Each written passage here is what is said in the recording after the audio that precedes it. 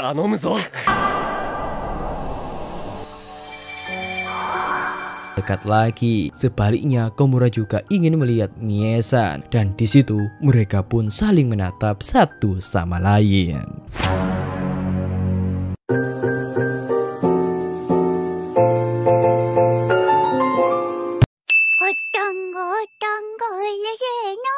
Yo para kabare, teng mriki admin pada ngelanjutaken anime Suki Nako Gamakane episode 11 sampai 13 nih. Terakhir waduh, karena banyak kalian yang request untuk melanjutkan anime ini. Nah, cus, sebelum kita masuk ke alur ceritanya, bantu admin dengan cara subscribe dan like supaya admin semakin semangat membuat kontennya. Dan mari kita katakan passwordnya bersama-sama 1, 2, 3. Kepeseng. Kisah 11. Di malam itu, Komura disuruh ibunya untuk mendidik telinganya. Mumpung ada acara besar, yaitu festival budaya. Akan tetapi, Komura menolak karena dia bukan anak yang seperti itu. Dan keesokan harinya, Komura memandikan dirinya nih dengan anak-anak yang fashionnya keren. Mulai dari Azuma, Somea, dan lain-lain. Namun di pagi hari itu, ia melihat kodok cantik dong.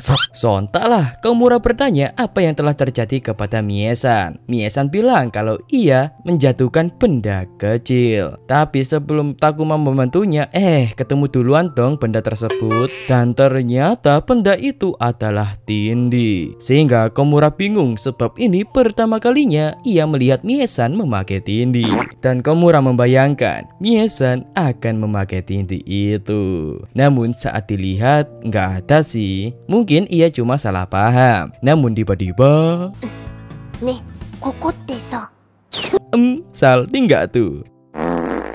Kemudian kita beralih saat mereka praktek membuat boneka. Komura masih saja memikirkan tentang tindi Mie-san. Sontaklah Komura kaget, tapi Mie-san menjelaskan kalau itu cuma manik-manik biasa dan menjelaskan barang yang tadi pagi jatuh itu cuma manik-manik. Di situ mereka akan membuat boneka untuk pameran festival budaya dan Komura akan berusaha membuat sebaik mungkin meskipun cuma bundaran doang sih.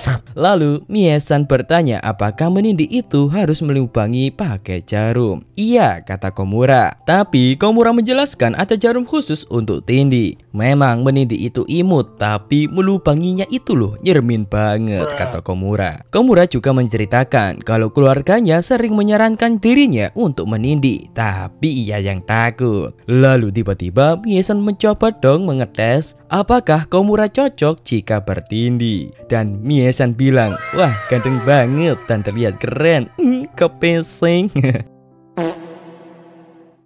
Tapi Mie-san tidak bisa memastikan karena ia sekarang tidak bisa melihat dengan jelas. Lalu mereka berdua pun salting sendiri nih. Nah, singkat cerita di malam itu Komura malah mencari-mencari nih cara menindi dengan instan. Ya, Komura melakukan ini karena ingin dipuji lagi oleh Mie-san. Padahal sebelumnya ia tidak mau ditindik loh. Dan singkat cerita, sekarang mereka sudah ada di hari Sabtu, di mana hari sebelum festival budaya. Makanya banyak dari mereka akan lembur mengerjakan dekorasi. Namun di situ Mie-san tidak bisa ikut lembur nih karena desakan orang tua. Sebab jika ia telat pulang, yang pertama dia akan dimarahi. Tapi yang paling parah nggak dapat coklat panas di keesokan harinya. Ya, di situ yang akan ikut lembur ya mereka semua kecuali Mie-san. Lalu tiba-tiba Somea bertanya, apakah Komura sudah mendapatkan ciuman dari Mie-san? Tapi pembicaraan itu membuat Mie-san kepo dong, sehingga ia pun memutuskan untuk ikut lembur. Tapi cuma sampai jam 7. Selamat bergabung. Di situ Komura menghalu nih kalau mereka akan pulang bersama. Menghalu mulu nih orang. Tapi Komura takut kalau Mie-san tidak mendapatkan coklat panas di pagi harinya seperti katanya tadi. Nah, kemudian tugas mereka berdua adalah menamai setiap karya mereka. Terlihat Mie-san sedikit gugup nih karena ini pertama pertama kalinya dia pulang selarut ini. 30 menit berlalu. Semakin khawatir nih Mie-san, sehingga Komura pun mencoba untuk menyuruhnya pulang. Lalu saat Komura mencari minum, ia tak sengaja melihat HP Mie-san yang ternyata sudah ada 3 panggilan tak terjawab dari ibunya. Lalu Mie-san pun yang melihat pesan itu pun langsung izin pamit pulang dulu nih. Namun Komura tak membiarkannya pergi begitu saja, sehingga ia pun juga ikut pulang untuk menemaninya. Namun Mie-san lagi-lagi tidak menemukan loker sepatunya nih, dan malah Mie-san pulang memakai sepatu olahraga milik Komura. Sebab sepatu mereka itu sangat mirip. Makanya Komura pun mulai membuntuti-nya dari belakang. Di situ Komura melihat Mie-san yang menangis karena takut di rumah nanti ia akan dimarahi oleh ibunya. Dan singkat cerita, sesampainya di rumah Mie-san, Komura masih kepikiran nih apakah ia mengembalikan sepatu ini atau tidak. Awalnya ia akan memberikannya besok saja, tapi ia tidak tega sehingga ia pun kembali dan mencoba membuat alasan kalau Mie-san pulang semalam ini karena masalah dengannya, yaitu sepatunya tertukar. Nah setelah itu Komura pun langsung pamit pulang. Komura melakukan ini karena demi Mie-san besok terlihat ceria. Dan singkat cerita, keesokan harinya beneran dong, Mie-san di hari ini ceria banget karena tadi sudah meminum coklat panas, yang artinya rencana Komura berhasil. Dan sekarang mereka akan mengumpulkan cerita pengalaman yang tak terlupakan. Di situ Komura membaca cerita milik Mie-san. Lu ngapain, Jir? Nggak ngapa-ngapain. Di situ Mie-san menceritakan tentang dirinya yang dilarang meminum coklat panas oleh ibunya. Namun untungnya sang ayah memperbolehkannya. Mantap sang ayah. Nah kemudian Komura melihat Mie-san yang melihat karyanya. Sontaklah hatinya berdebar kencang sebab dia hanya membuat bola bundar biasa. Akan tetapi Mie-san menyukai hal itu dong. Lalu mereka semua dikumpulkan di aula untuk melihat pertunjukan. Namun Mie-san dan Komura izin ke toilet dulu nih. Dan ternyata Mie-san cuma duduk-duduk di depan aula, sehingga mereka berdua pun duduk bersama di sana sambil mereka menceritakan tentang rekomendasi bukunya masing-masing. Di situ Mie-san bilang kalau ia sangat ingin melihat wajah Komura sekali lagi, tapi Komura melarangnya, takut dilihat oleh orang lain. Selain itu Mie-san kan sudah memakai kacamata, sehingga ia tidak perlu melihat sedekat itu. Di situ Komura bertanya, kenapa Mie-san begitu ingin melihat wajahnya, padahal wajahnya tidak layak untuk diperhatikan. Akan tetapi Mie-san bilang kalau itu membuatku menjadi tenang, tapi ia berjanji nih akan menahan diri untuk tidak terlalu agresif memintanya. Namun Komura bilang tidak usah untuk menahan diri, sebab ia tidak keberatan kok, karena Komura juga ingin melihat wajah Mie-san. Dan di situ mereka saling menatap satu sama lain dan Mie-san no koto. di situ Mie-san bilang kalau Komura mirip dengan ayahnya. Mulai dari dirinya yang sangat baik dan membuatnya menjadi tenang jika berada di sampingnya. Lalu mereka pun berencana untuk kembali, takut ketahuan. Akan tetapi Mie-san tidak takut sih, karena akan dimarahi bersama Komura. Kisah 12. Sekarang mereka akan memasuki musim panas, yang artinya apa? Mereka akan berlibur panjang. Dan di situ mereka diberi kertas untuk menulis impian mereka. Lalu Mie-san bertanya kepada Komura, impiannya di masa depan itu apa? Komura bingung nih, sebab mentok-mentok impiannya cuma masuk SMA sama mencari kerja. Tapi Komura bilang kepada Mie-san rahasia, dan Mie-san ingin memberitahu impiannya nih di masa depan. Lalu ia pun mulai mencari foto-foto kenangan. Impiannya pada waktu kecil ialah ingin menjadi mempelai wanita ayahnya. Komura tidak kaget sih, tapi Komura malah salfok sama foto Mie-san di masa kecil itu. Sehingga di situ Komura bertanya nih, di foto itu Mie-san berumur berapa? Mie-san menjawab, kurasa itu umur 5 tahun. Tapi kalau sekarang sih ia tidak punya impian masa depan. Tapi Mie-san punya sedikit, yaitu membeli ikan sendiri suatu hari nanti. Dan juga kepingin menjadi seorang pengantin. Tapi tidak dengan ayahnya sih. Namun Komura menganggap menganggap dirinya sudah seperti sosok ayahnya, sehingga ia berpikir nih tidak bisa untuk menjadi pengantin Mie-san. Dan ia kepo besok Mie-san akan bersama siapa. Di situ Mie-san juga bercerita kalau ia sudah berlatih menjadi pengantin, yaitu belajar memasak omurice. Di situ Mie-san menunjukkan nih hasil masakannya. Akan tetapi Mie-san malah malu sendiri nih, kepeseng. Nah, singkat cerita, di malam harinya Komura juga melihat kenang-kenangannya saat masih kecil. Ya, impiannya adalah menjadi seorang pekerja kantoran. Namun ia lupa sebab kesetaranya mulai atas. Lalu saat Mie-san juga ingin mencoba atraksi, untungnya ia memakai pengaman nih. Dan hal itu membuat Komura langsung mimisan.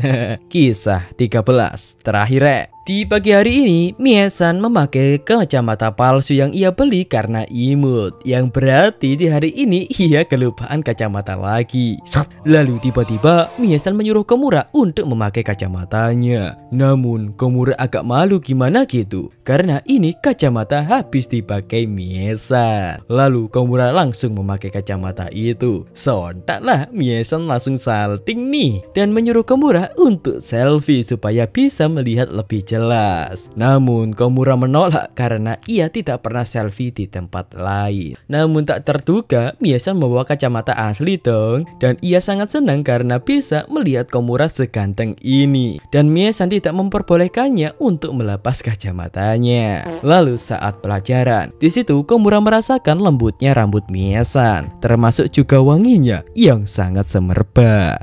Kemudian ada teman sekelas mereka yang memanggil Mie-san untuk ikut dengannya karena ingin menunjukkan sesuatu. Yang ternyata Mie-san menjadi kelinci percobaannya untuk mengikat rambutnya. Ya, Komura yang melihat Mie-san pun sangat kaget dong karena Mie-san menjadi sangat imut.